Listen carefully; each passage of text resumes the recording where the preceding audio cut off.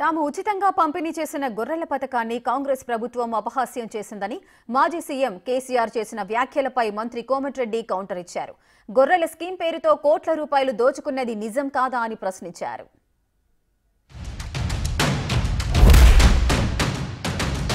చాలా అద్భుతంగా చేసినాం మనం. దాని ఫలితాలు వచ్చినాయి. రైతు బంధు ఇస్తే వాటికి పిచ్చోళ్ళ లెక్క ఓట్ల కోసం ఇయ్యలే. ఒక అవగాహనతోని వ్యవసాయ స్థిరీకరణ కోసం ఇచ్చినాం.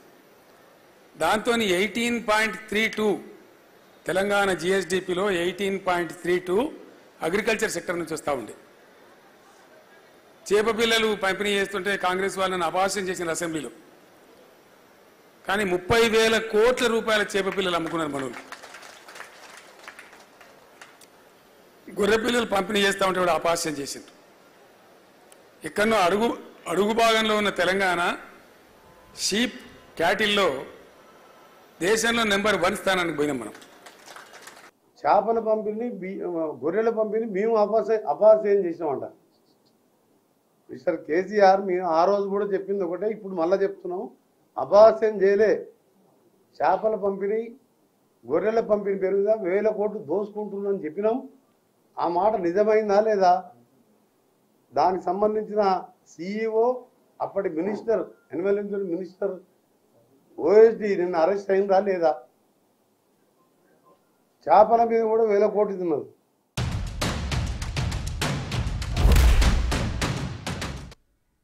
రైతు బంధు కింద తాము 10,000 ఇస్తే వారు 15,000 ఇస్తామని చెప్పి పథకాన్ని కాంగ్రెస్ ప్రభుత్వం పూర్తిగా నిలిపివేసిందని మాజీ సీఎం కేసీఆర్ చేసిన వ్యాఖ్యలపై మంత్రి కోమటిరెడ్డి కౌంటర్ ఇచ్చారు.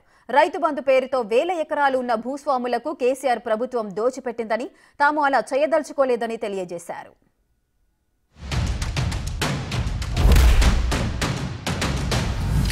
రైతు బంధు గజెట్ల బంద్ అవుతుంది, ఎందుకు ఆగం చేసుడు వాళ్ళని? దానికి ఆంక్షలు పెడతాం, కొంక్షలు పెడతాం.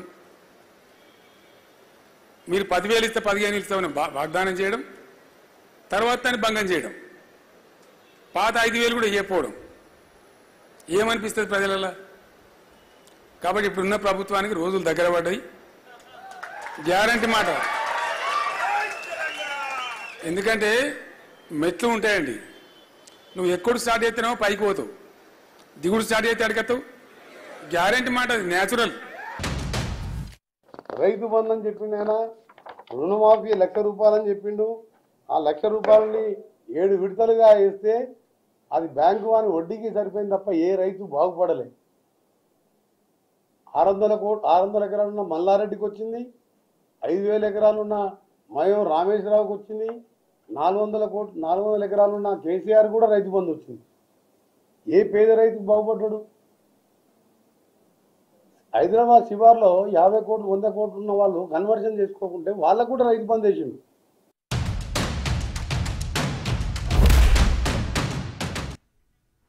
విద్యుత్ సరఫరా విషయంలో ప్రభుత్వ అసమర్థత కనిపిస్తోందని మాజీ సీఎం కేసీఆర్ చేసిన వ్యాఖ్యలపై మంత్రి కోమటిరెడ్డి కౌంటర్ ఇచ్చారు. రాష్ట్రంలో కరెంటు కోత లేదని, కావాలంటే లాగ్ బుక్లు చెక్ చేసుకోవాలని అన్నారు.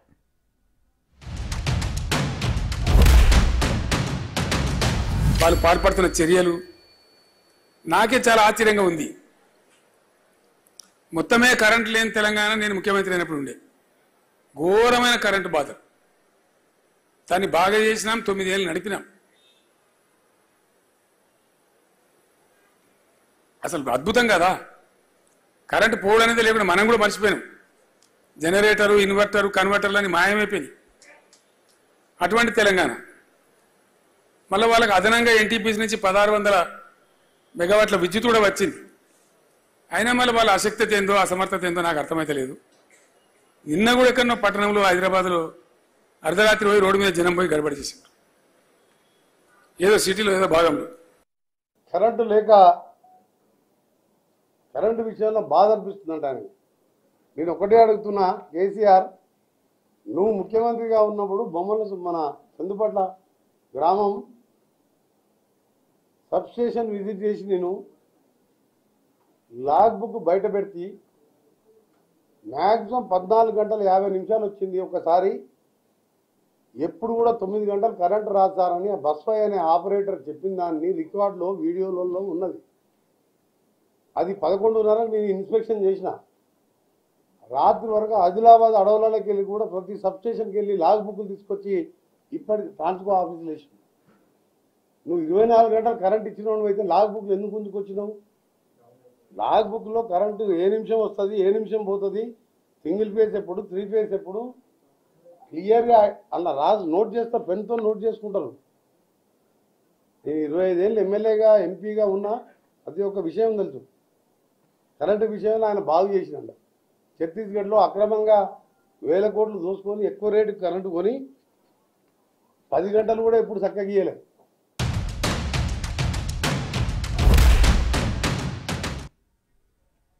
బీఆర్ఎస్ క్లోజ్ అవుతుందని కొందరు అంటున్నారని, అది అసాధ్యమని సీఎం కేసీఆర్ చేసిన వ్యాఖ్యలపై మంత్రి కోమటిరెడ్డి కౌంటర్ ఇచ్చారు. పార్లమెంటు ఎన్నికల లెక్కింపు తర్వాత బీఆర్ఎస్ క్లోజ్ అవ్వటం ఖాయం, కేసీఆర్ కుటుంబ సభ్యులు జైలుకు పోవడం ఖాయమని అన్నారు.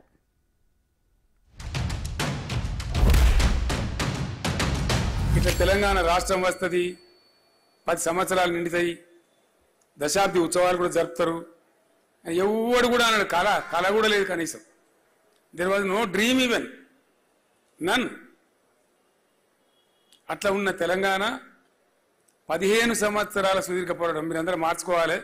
ఇక 14 ఏళ్ళు 13 ఏళ్ళు కాదు, 99 నుంచి 2004 దాకా 15 ఏళ్ళు పక్క ఉద్యమం, తర్వాత 10 ఏళ్ళ పరిపాలన, 25 సంవత్సరాల సుదీర్ఘ ప్రస్థానం ఈ గులాబీ జెండాది.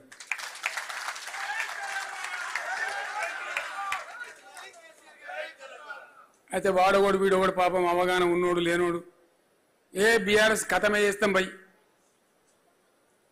మోకాలంత ఎత్తులేనోడు కూడా మాట్లాడుతుంది.